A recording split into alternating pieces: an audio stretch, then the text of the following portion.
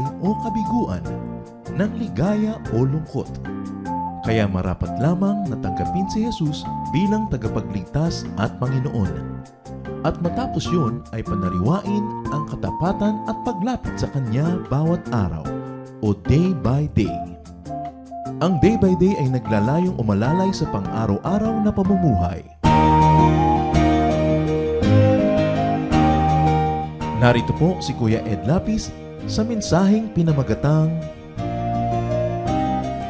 Instead of Love.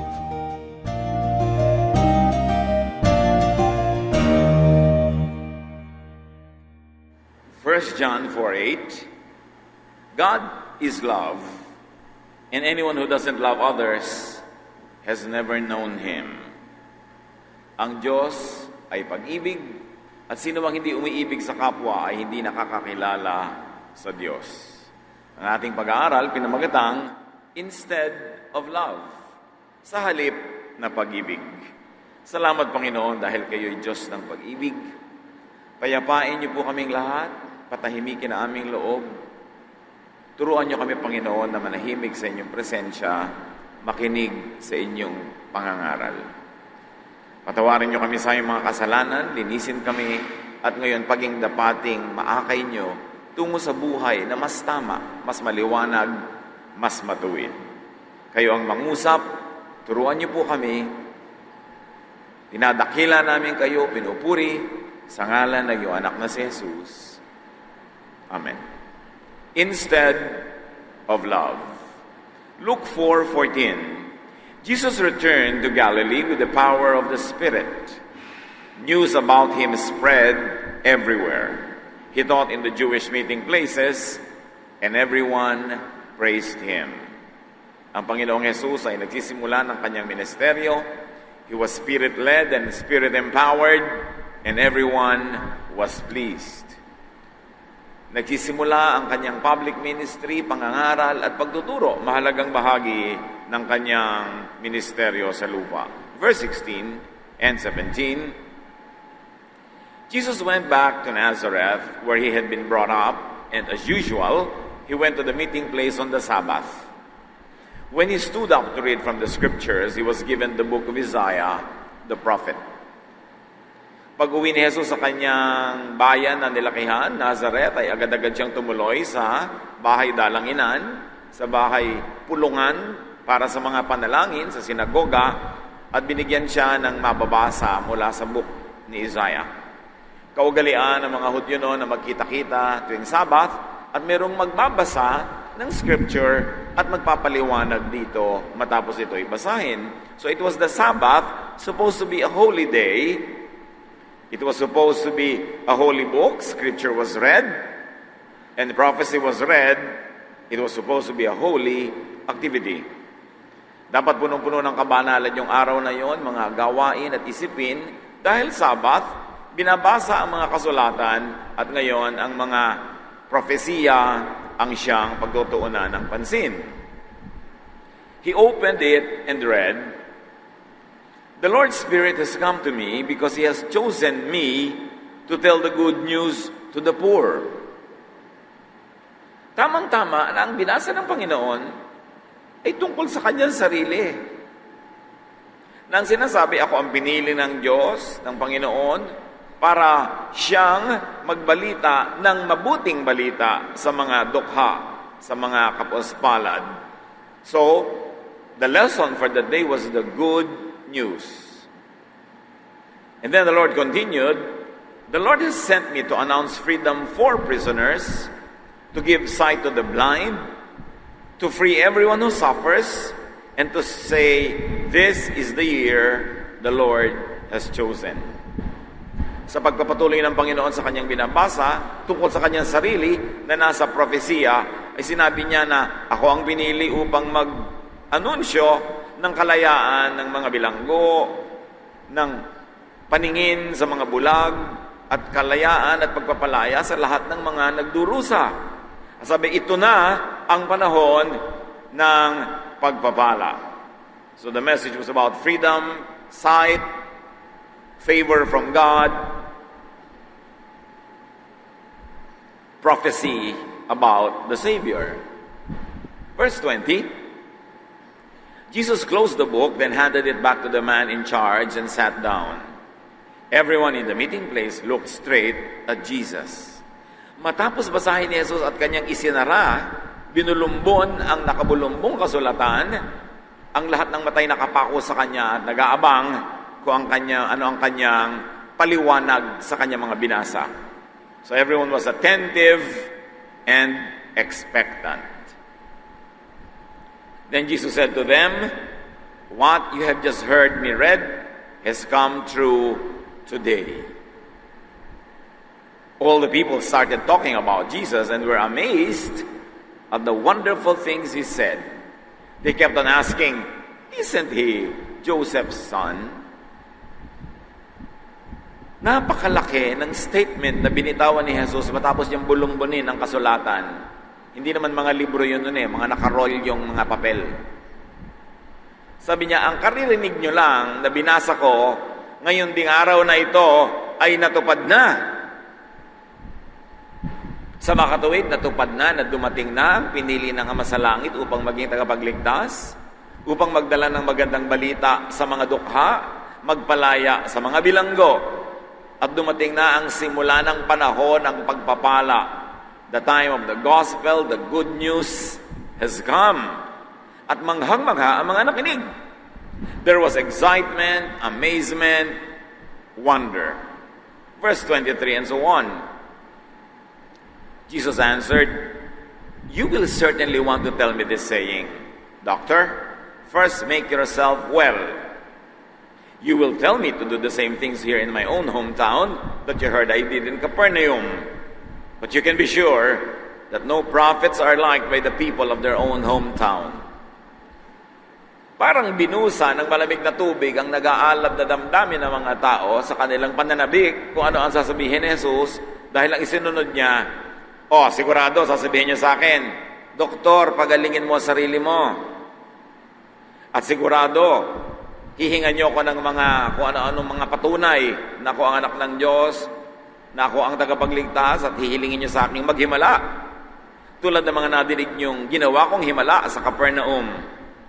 Pero itong isang bagay na tiyak, walang propeta ang naiibigan, ginugusto at tinatanggap ng sarili niyang bayang nilakihan.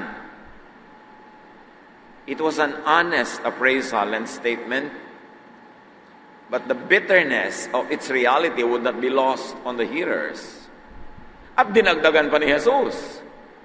Verses 25 and 26, "Once during the time of Elijah, there was no rain for 3.5 years, and people everywhere were starving.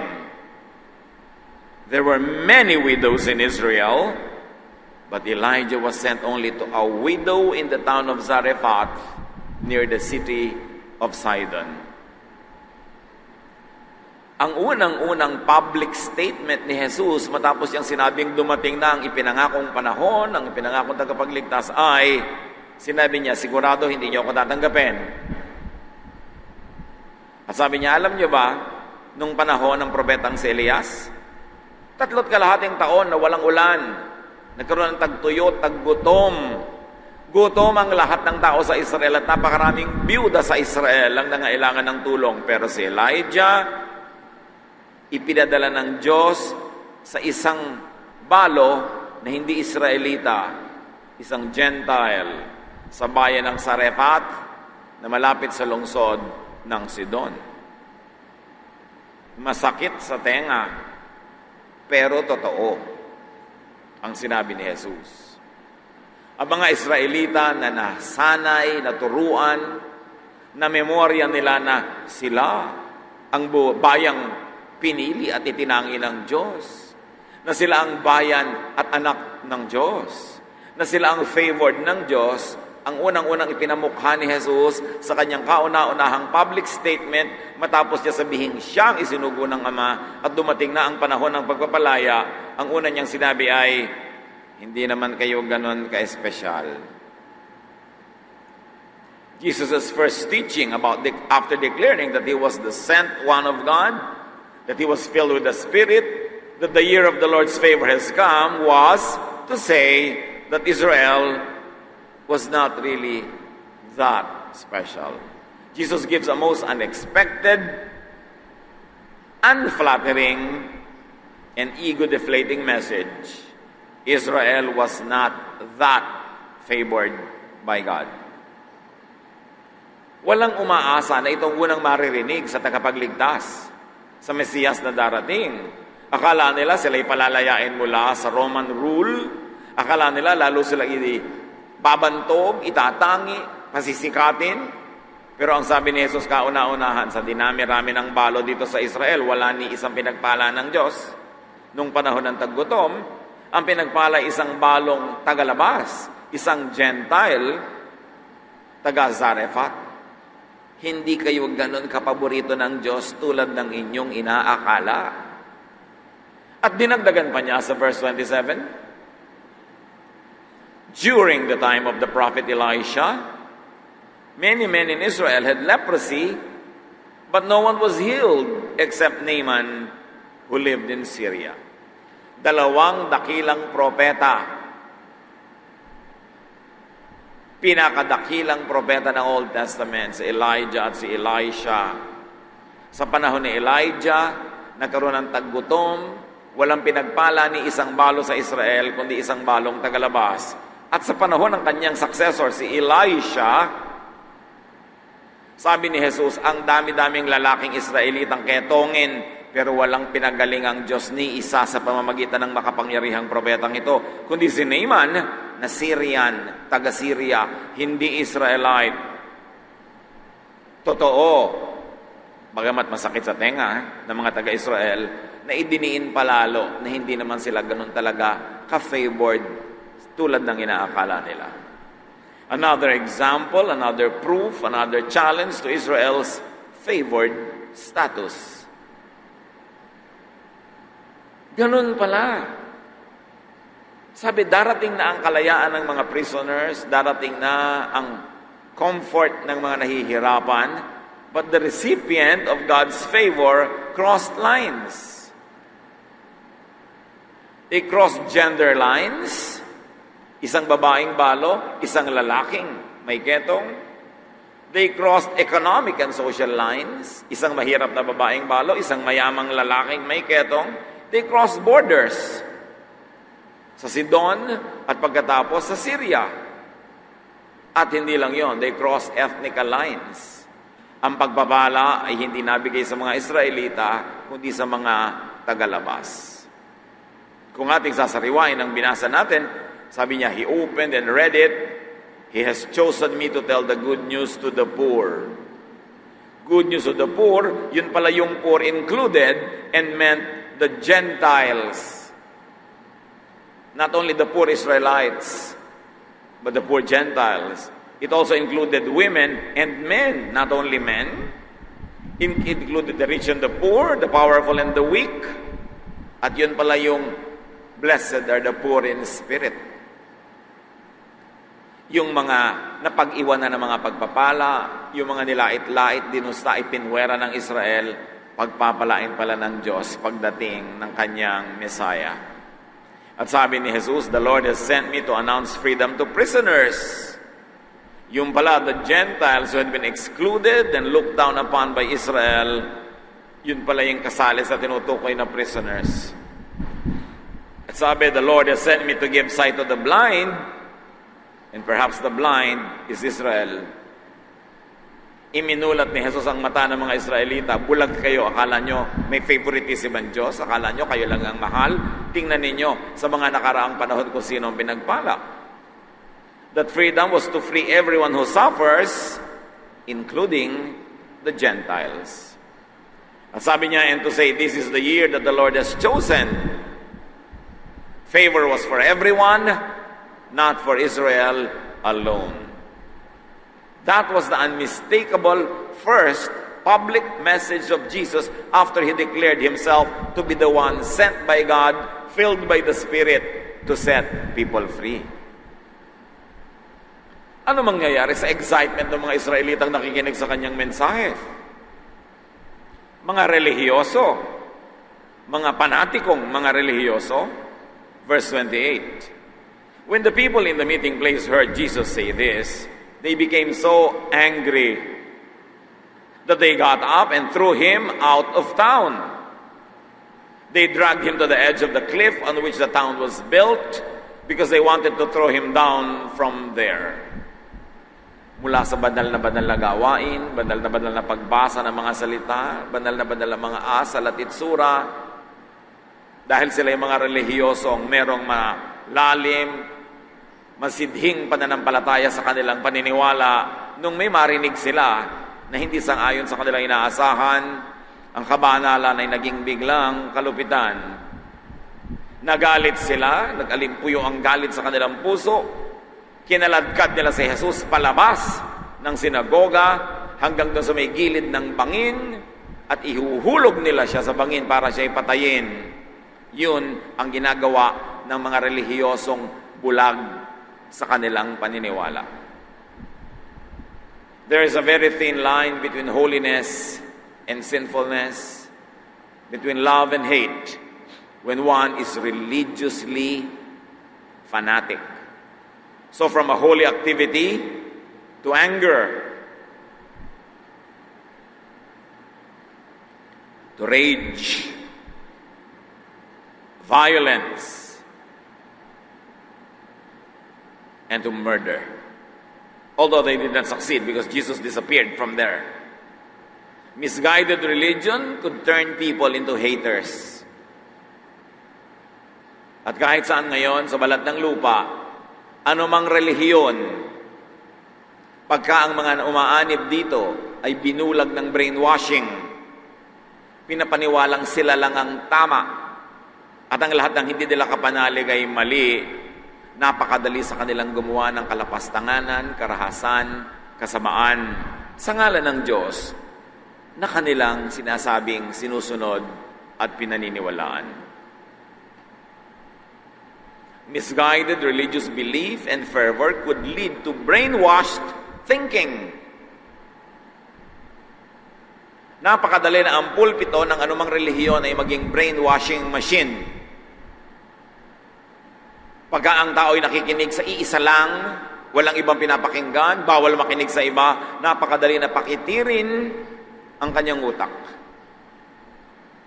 Misguided religious belief and fervor could lead to intellectual bankruptcy. Hindi na nag-iisip. It could lead to spiritual blindness.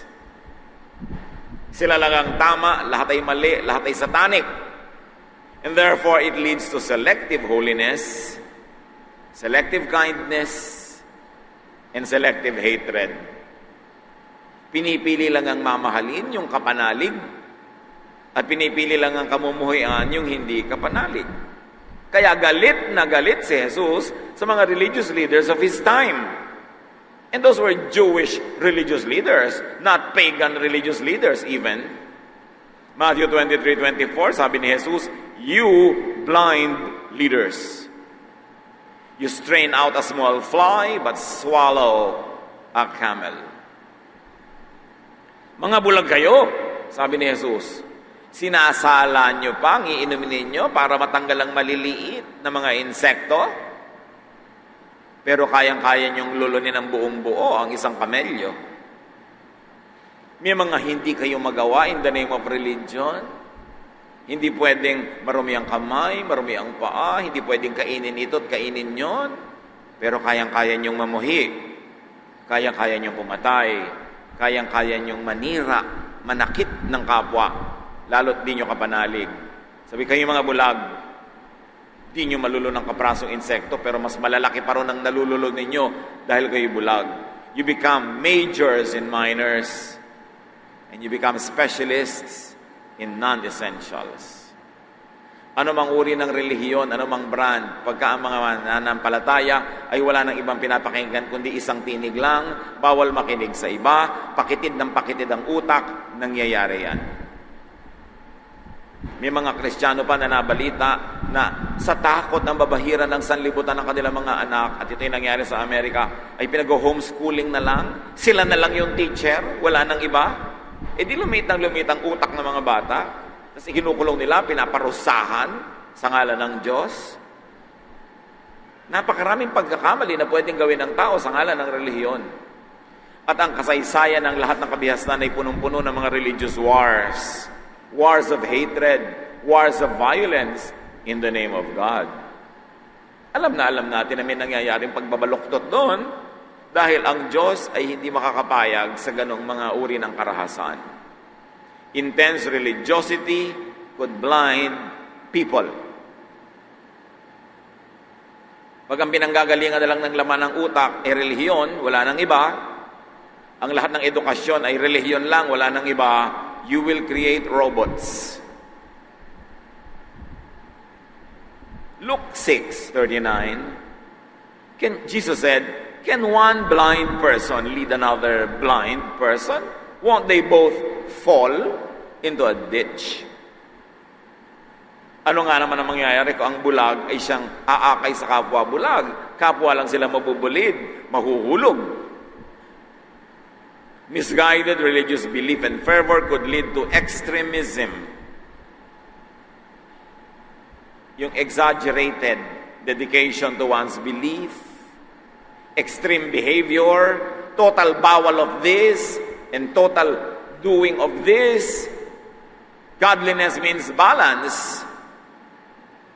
Godliness does not mean imbalance. Ecclesiastes 7:18, whoever fears God will avoid all extremes. Kahit pa sa loob ng Christianity, hindi dapat yung extreme. Sobrang pagiging malinis na ayaw na makipag-usap sa marurumi. Sobrang kabanalan na ayaw nang mabuhay dito sa lupa. Sobrang dedication to some teachings na ipipilit mo na sa iba kahit hindi yun ang kanilang pananalig. Masyadong maraming Kristiyanong naglalagablab sa pananampalataya, nakakapasong katabi. Dapat may balance. Walang ganong ginawa si Jesus. Jesus was liked by everyone, even the sinners and the drunkards and the tax collectors, kasi hindi siya judgmental, hindi siya extremist. Ang may ayaw lang kay Jesus, yung extremist Pharisees, yung mga relihiyoso, na napakakitid ng kanilang pananaw sa pagiging makadiyos. Na kumbaga sa kalsada, may guhit na makitid na puti sa gitna, doon lang sila dumadaan kahit ang lapad-lapad ng kalsada. Nililimitahan ang buhay, nililimitahan ang kaligayahan, nililimitahan ang kabaitan dahil akala nila ang kabanalan ay napakakitid na daan. Ang makitid pala, utak. Kaya kumikitid ang pananaw. Misguided religious belief and fervor could lead to fanaticism, to hating the other. Sino yung other? People with other beliefs. People with other perspectives. Kaya idiniin sa 1 John 4:7-8, we must love each other. Love comes from God, and when we love each other, it shows that we have been given new life. We are now God's children, and we know Him. God is love, and anyone who doesn't love others has never known Him. Yun ang pamantayan ng pagiging tama.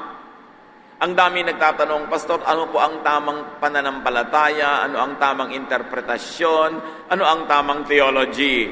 Ibinigay na ng 1 John 4:7 and 8. Pag mapagmahal, tama.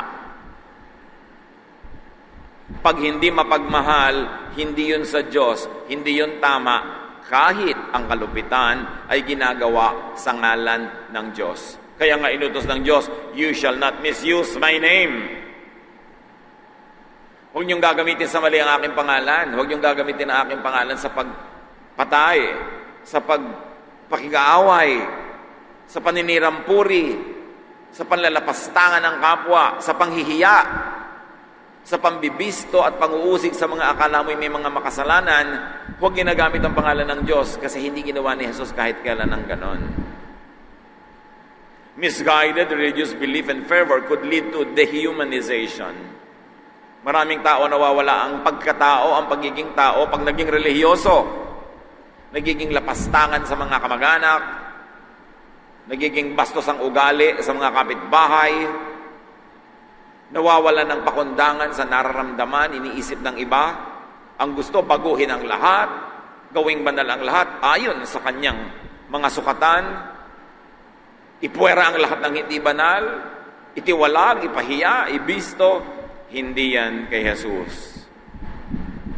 Misguided religious belief and fervor could lead to murderous tendencies and actions. Kaya may mga religious wars. Kaya may pumapatay, nagpapatayan para sa Diyos. Gusto ba ng Diyos yun? Kailangan ba ng Diyos na mamatay ka para sa Kanya? Baligtad nga, si Jesus ang namatay para sa atin. Ganun tayo kamahal ng Diyos. Kaya hindi hihilingin ng Diyos na mamatay ka para sa Kanya. O lalo naman yung pumatay ka para sa Kanya. And this same wickedness could happen among parties of different religions. Pinakamadaling makita ito sa magkakatunggaling relihiyon na nagaganap. Halimbawa, sa Acts 16:20-24, they told the officials, "These Jews are upsetting our city. They are telling us to do things we Romans are not allowed to do." So may giyera between the faith that Paul and Silas were teaching and the faith of the Roman citizens of the city where they were preaching. Verse 22, the crowd joined in the attack on Paul and Silas. Then the officials tore the clothes of the two men and ordered them to be beaten with a whip. After they had been badly beaten, they were put in jail, and the jailer was told to guard them carefully. The jailer did as he was told. He put them deep inside the jail and chained their feet to heavy blocks of wood. Nangangaral itong si Pablo at si Silas. Hindi nagustuhan ng mga nakikinig na taga-ibang relihiyon ang ipinapangaral. Sila'y binugbog, ikinulong, pinahirapan. Hindi pa sapat na huwag mo pakinggan yung itinuturo na ayaw mo, tanggihan ng isip mo ang sinasabi niya. No, kailangan talaga silang saktan, kailangan silang ikulong, kailangan silang pahirapan. This was Roman religiosity versus Christian teaching. Magkaibang relihiyon. Pero hindi lang sa magkakaibang relihiyon nangyayari yan. Kahit sa iba't ibang sekta ng parehong relihiyon. Acts 14:19, some Jewish leaders from Antioch and Iconium came and turned the crowds against Paul. They hit him with stones and dragged him out of the city, thinking he was dead. Pare-parehong Hudyo, pare-parehong bayan, pare-parehong lahi. Yung mga Hudyo sa Antioquia at sa Iconium, anong ginawa nila? Pinagbabato si Paul at nung akala nila ipatay na, kinaladkad palabas ng lungsod at iniwan doon. Pare-parehong lahi. At supposedly, up to that time, pare-parehong relihiyon, pare-pareho pa lang silang Jewish, nagsisimula pa lang luminaw kay Paul kung anong ibig sabihin na maging Christian apart from the Jewish traditions. Note that this was Jewish religiosity versus new Christian teaching. Animosity, warfare, violence among people of the same nation, the same race, and practically the same origin of faith. Sa kanila lamang nangyayari yun? No. Religious violence happens also, although in less violent forms. Less violent fanaticism within a general, identical or similar religion could present itself as strong or extreme sectarianism. Hindi lang Roman religion versus Christian religion, hindi lang Jews versus Jewish Christians, nangyayari rin Christians against Christians na iba-ibang sekta. Awayan, siraan, agawan ng members.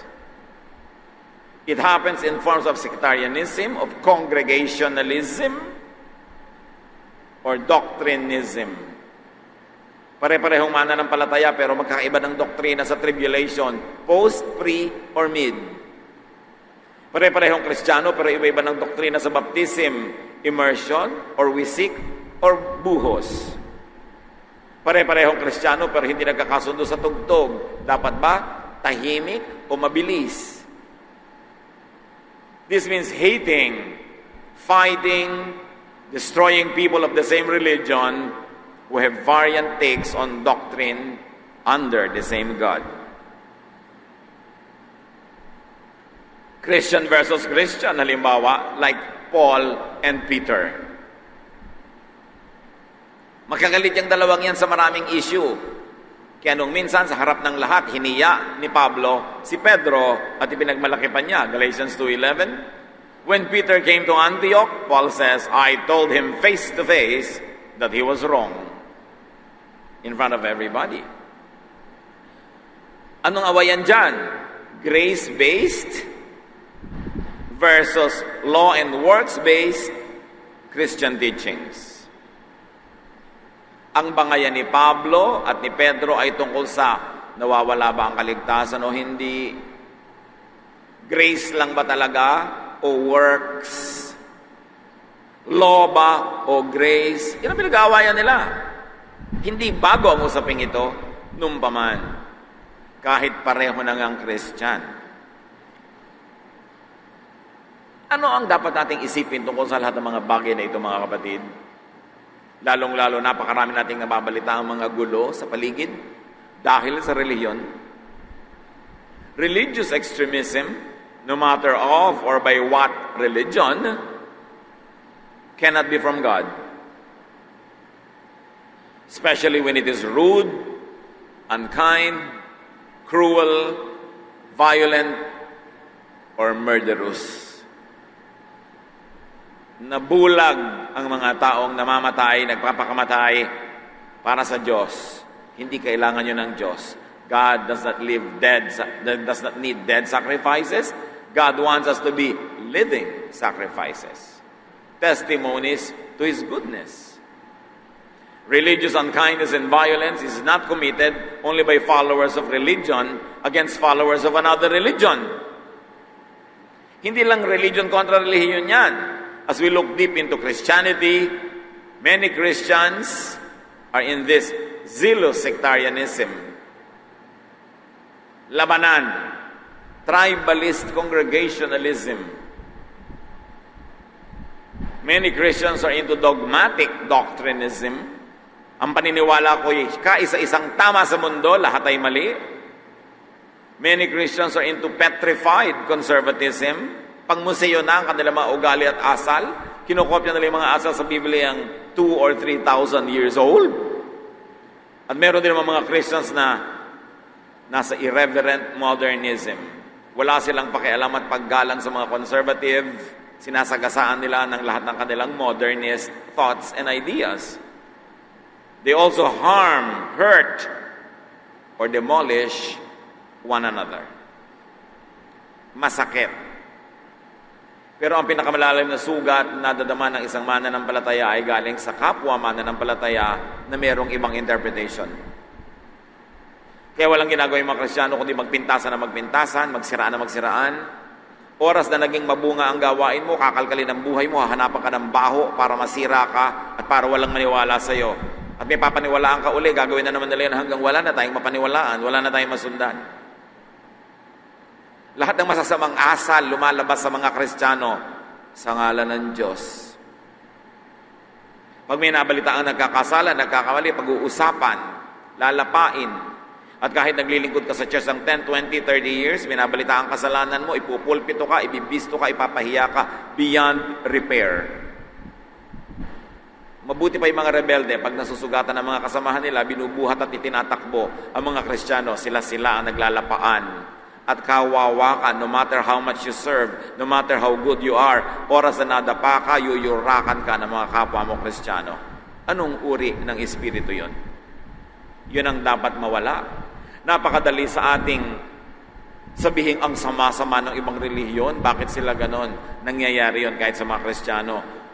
Kahit sa malupit o less cruel ways, the ugly head of Satan rears itself even in the hearts of church people. At ang isang dahilan dito, very limited, very biased, brainwashing instruction. Babawalan ka makinig sa ganong teacher, sa ganong preacher, bawal makinig ng ganitong tugtog, bawal makinig ng ganong ganito at ganyan. Dahil gusto ng teacher, boses lang niya ang sumaksak sa loob ng tenga mo forever.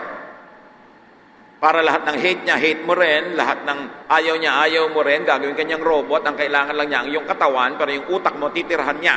Doon siya titira sa utak mo para kagawing robot.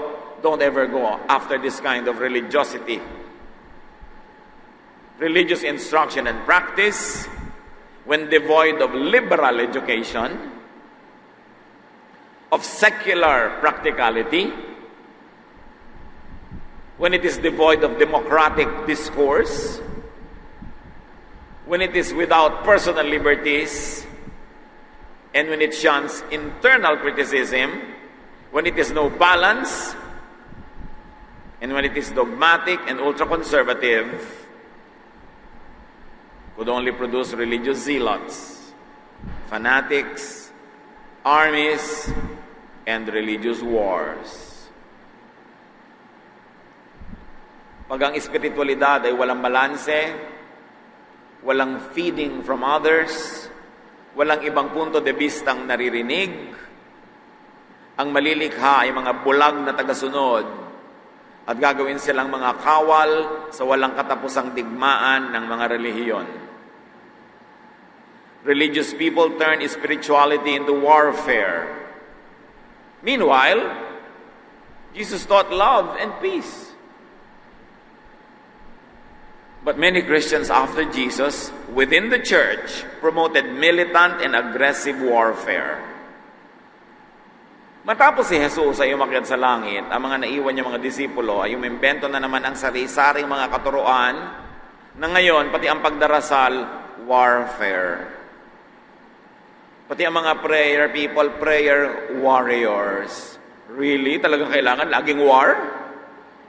We are always conditioned to be warlike, to be violent. Laging yurakan ang kaaway. At pag naisip mong si Satanas ay nandito sa katapatid mo, yurakan mo ng yurakan. Walang iniwan sa mga nagpapalaya sa mga mangkukulam nung araw na hinahagupit yung katawan ng tao dahil may nakatira daw sa mga espiritu. This is so backward. Tanggalin dapat yung warlike attitude. Ang itinuro ni Jesus ay peace, love. Although admittedly, ang itinuro ng marami niyang tagasunod later ay war again. So dapat suriin, maging ang itinuro ng mga after Jesus, ang mga itinuro ng church, ang 2,000 taon ng church history na maraming inimbentong kaugaliang hindi bagay at hindi galing kay Jesus. Dapat tayong manuri, huwag lulunang lulon. Instead of love, religious extremism could spur anger and hatred, unkindness and cruelty, murder and war. Kaya maraming religious warfare among religions and within the same religion, among sects and congregations, dahil brainwashed ang mga relihiyoso. Akala nila ay kinalulugod ng Diyos na maging malupit sila sa ikinoconsider nilang makasalanan. At sila ay binubulag, pinapapaniwala sa mga napakaraming gantimpala sa kabilang buhay sa bawat isang mananakit at papatay ng iba ang pananalig. Anong uri ng Diyos ang magbibigay ng gantimpala sa iyo kung marami kang pinatay? Pero maraming naniniwala sa ganon. Kaya mga iba nagsasacrifice, pinapahirapan pati sarili, pati anak, pati asawa para makakuha ng gantimpala sa langit. Huwag kayong mag-isip ng gantimpala sa langit. Ang una niyong atupagin, ayusin ang buhay dito sa lupa. To promote peace, productivity, harmony, and love. At kung gusto ka ng Diyos na dalhin ka na sa langit, doon ka na kukunin. Pero habang nandito ka, ibig sabihin gusto pa ng Diyos, nandito ka at tupagin mo ang buhay mo dito. Ayusin. Meron pa nagbibitaw sa trabaho, pinapatigil sa pag-aaral ng mga anak dahil darating na daw si Jesus. Masama bang abutan ka na nasa school? Masama bang abutan ka nagtatrabaho?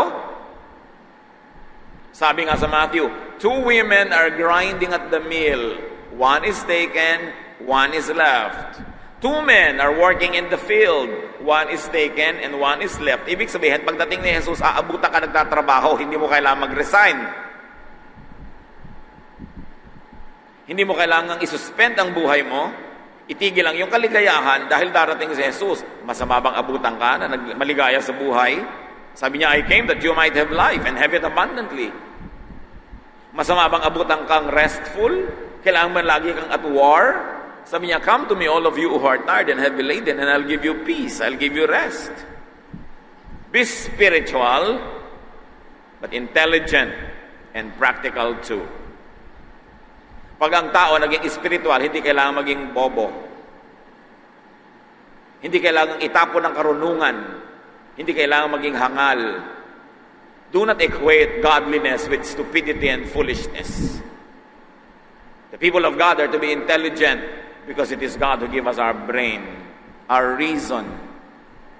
And it is our reasoning that differentiates us from beasts. But if religiosity will turn you into a beast, doubt your faith. 1 Corinthians 14:15, what should I do then? Sabi ni Paul, I will pray with my spirit, but I will pray with my mind also. I will sing praise with my spirit, but I will sing praise with the mind also. Anong tinutukoy niya dito? Hindi ko mo nananalig ka sa Diyos, hindi ka na mag-iisip. Hindi ka puro, I'm led by the Spirit, I'm led by the Spirit. Kumisang guni-guni mo lang yun. Akala mo Spirit. Mananaginip ka, babangungutin ka dahil hindi ka naligo. Akala mo kinausap ka ng Diyos. Ang dami-dami nagpapakahangal pag naging relihiyoso. Kaya sabi ni Paul, alam nyo, sige, I will pray in the Spirit. Gusto nyo mag-pray tayo in the Spirit? Pero I will also pray with my mind. Gagamitin ko rin ang utak ko. Pagka ang sinasabi sa akin ng spirit ko o ng spirit mo ay napaka-impractical, unkind, ungodly, mag-iisip ako. Sabi niya, I will sing praise with the spirit, but I will also praise with my mind. Ibig sabihin, hindi ako gagawa ng mga bagay na hindi nauunawa, hindi nasasakyan ng utak ko. Kailangan naiintindihan ko rin. Kailangan sumasang-ayon din sa aking pangangatwiran. Hindi lang dahil spirit-led, kahit kabalbalan na gagawin pa. Kailangan balanse. Think, be reasonable, be balanced in thinking. Test teachings and teachers. Ang mga tulay na alagad ng Diyos, hindi sila matatakot na suriin mo yung teaching. Hindi nila sisigaw na dogmatic. Dapat pag sinabi ko, yun na. Yun ang may mga itinatago.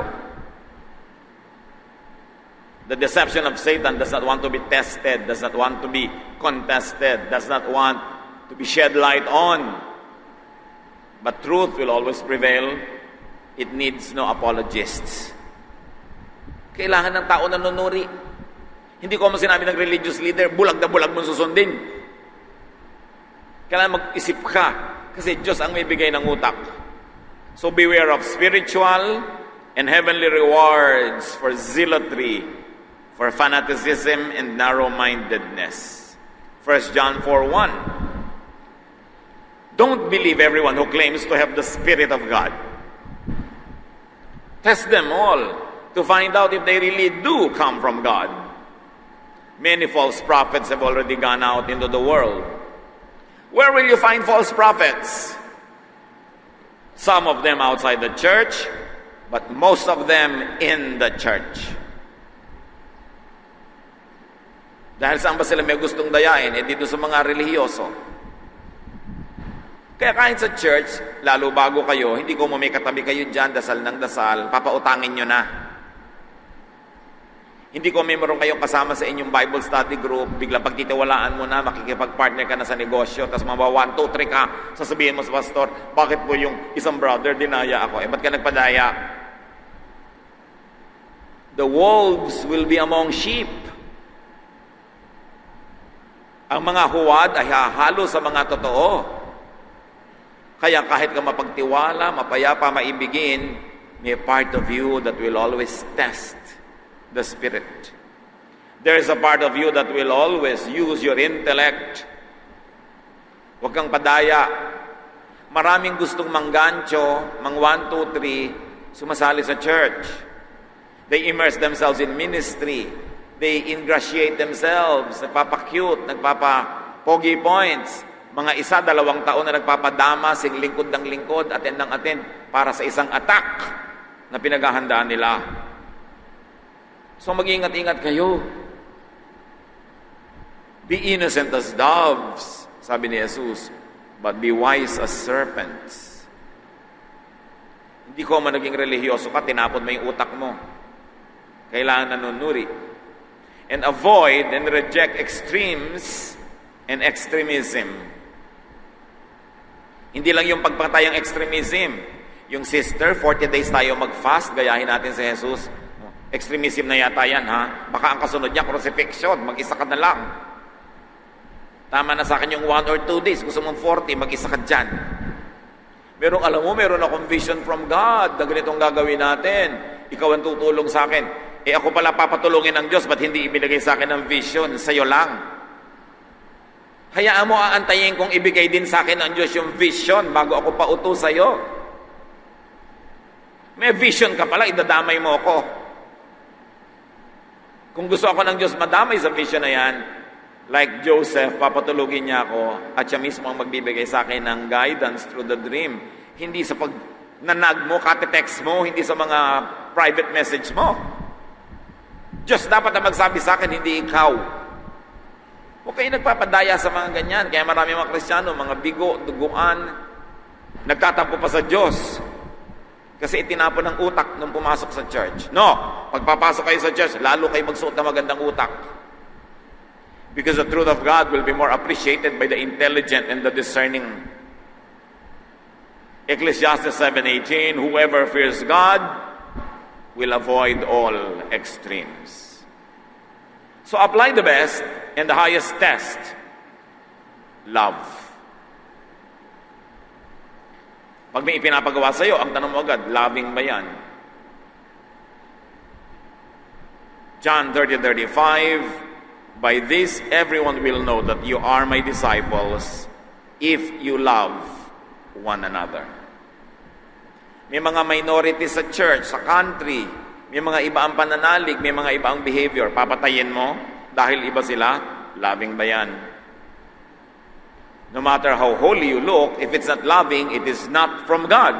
Hindi na kailangan ng theology para makuha yan. Hindi na kailangan i-memorize yan. Pag hindi loving, hindi sa Diyos. Although hindi lahat ng mukhang loving galing na sa Diyos. Siyempre, may fake din. Pero pag hindi loving, hindi sa Diyos. Pero hindi lahat ng mukhang loving sa Diyos na nga, itest pa rin. 1 John 4:8, God is love, and anyone who doesn't love others has never known Him. So when people become extremists instead of love, they promote hatred. Religiosity, spirituality, Christianity in its true sense must be loving. 1 Corinthians 13:3, sabi ni Paul, what if I let myself be burned alive? I would gain nothing unless I loved others. Ano ngayon kung mamatay ako, magpakamatay ako, sumabog ako, pasabugin ko kayo, pasabugin ko ang sarili ko. Sabi ni Paul, pag hindi ka maibigin, baliwala yan. Baliwala ang sakripisyo kung hindi maibigin. Napaka-importante is the test of love.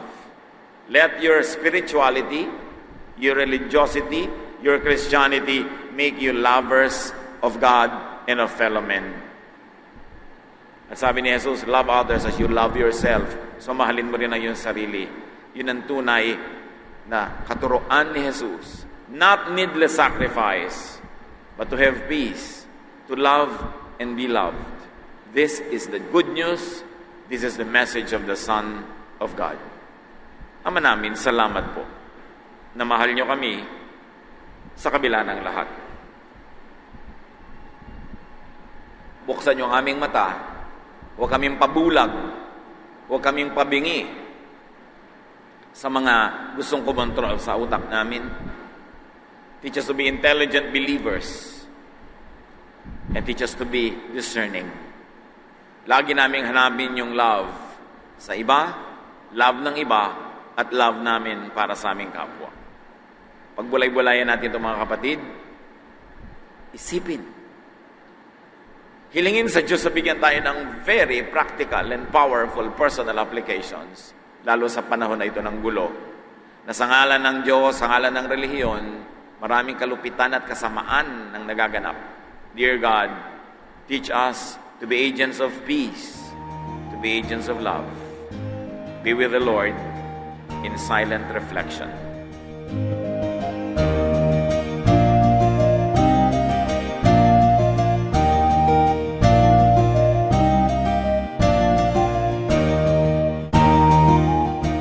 Ang katatapos pong mensahe ni Kuya Ed Lapis ay pinamagatang Instead of Love.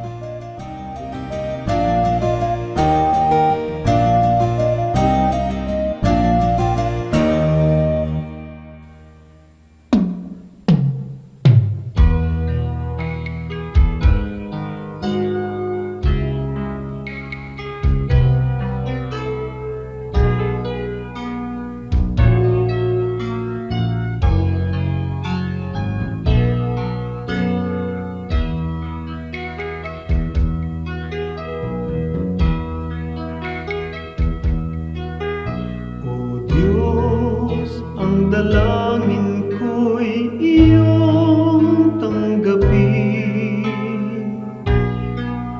na maging karapat-dapat sa iyong paningin. Kung may pag-aalinlangan, ang aking paniwalaan ay ikaw.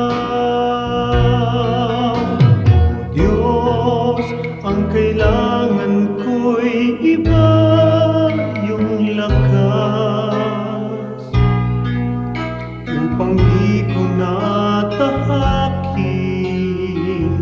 ligaw na landas sa pagpaparot parito. Sa ulat bagyo'y hindi magbabago. Katapatan ko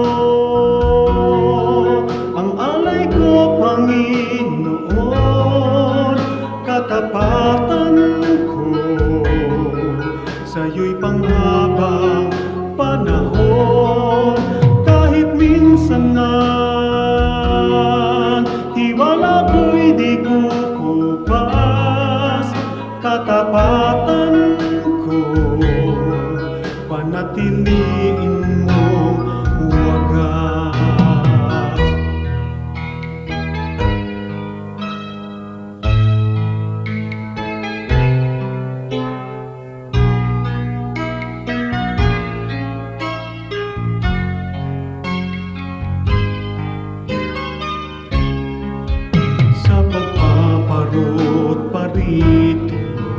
Sa ulat bagyo'y hindi magbabago. Katapatan ko, ang alay ko, Panginoon. Katapatan ko sa'yo'y panghabang panahon. Kahit minsan na tiwala ko'y di kukupas, katapatan ko panatiliin mong wagas. Panatiliin mong wagas.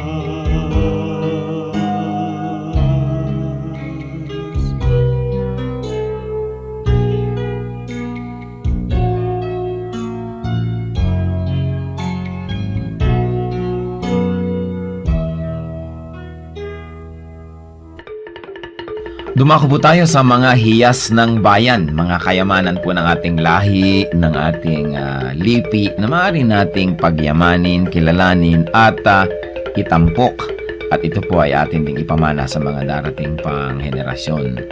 Ang atin po ngayong itatampok na hiyas ng bayan ay ating mga kasabihan. Marami po tayong magagandang mga kasabihan. At bakit po kayamanan ng bayan ang mga kasabihan?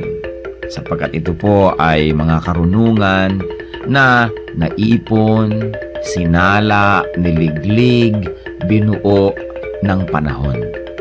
Sa tagal ng ating mga karanasan bilang isang bayan, bilang mga mamamayan, bilang tao, ang ating po mga ninuno ay nakabuo ng mga salawikain na nakabase sa mga mahahaba, matatagal at malalalim na mga karanasan. Kaya dapat lamang namang pahalagahan ng mga kasabihang ito sapagkat hindi naman tayo basta-basta makakaimbento ng kasabihan sa loob ng isang araw o isang linggong karanasan. Kailangan po ang mahabang pag-oobserba sa buhay, pagdidili-dili, at pagkatapos po ay pagbubukas ng isip. Ang atin pong kasabihan na itatampok sa araw na ito ay galing sa Katagalugan, ang kahoy na likot baluktot, hutukin hanggang malambot. Kung lumaki at tumayog, mahirap na ang paghutok. Talaga nga naman po, tamang-tama. At ito po ay galing sa UP Cultural Dictionary for Filipinos ni Thelma B. Quintanar at mga kasama.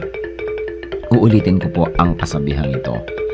Ang kahoy na likot baluktot, hutukin hanggang malambot. Kung lumaki at tumayog, mahirap na ang paghutok. At siyempre, ito po ay hindi naman talaga tungkol sa mga kahoy ang pinag-uusapan. Bagamat napakaganda po nung nakikita natin dito na imagery, yung kahoy nga naman na puno habang maliit pa lang at malambot pa ang mga sanga at malambot pa ang katawan at medyo likuyan o baluktot o kung saan-saan pumupunta kayang-kaya pa nating hutukin, lagyan ng suhay at iurong dito o kaya ay patigasin sa ganong patungong direksyon. Subalit kung yan ay malaking-malaki na at punong-puno na, hindi na natin yan pwedeng maiba dahil matigas na at mataas na, baka hindi pa natin maabot. At ito po naman siyempre yung metaphor na ito ay may kinalaman sa pagpapalaki ng mga bata, sa paghubog ng kaisipan, sa paghubog ng mga paniniwala at mga pagpapahalaga.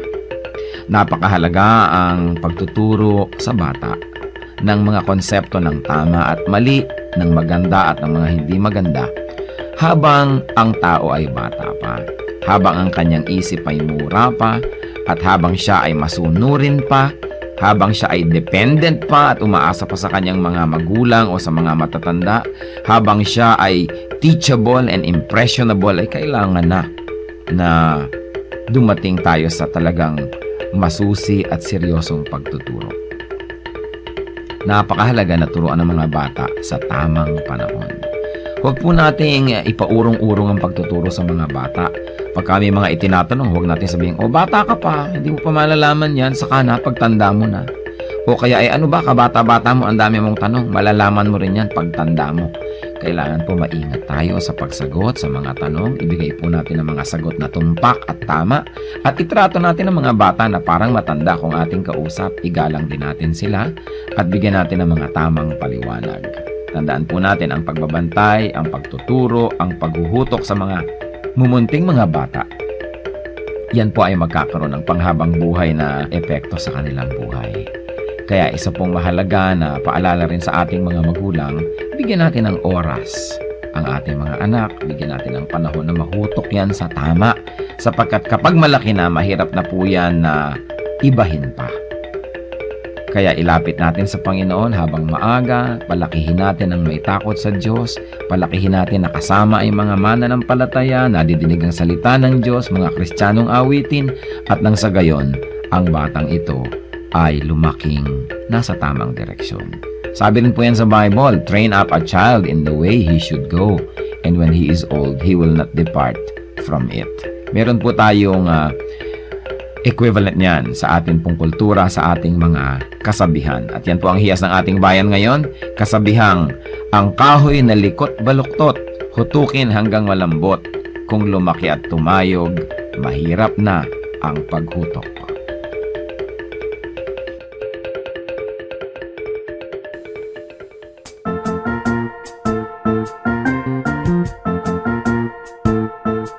Oras na po para pansamantalang magpaalam ang programang Day by Day.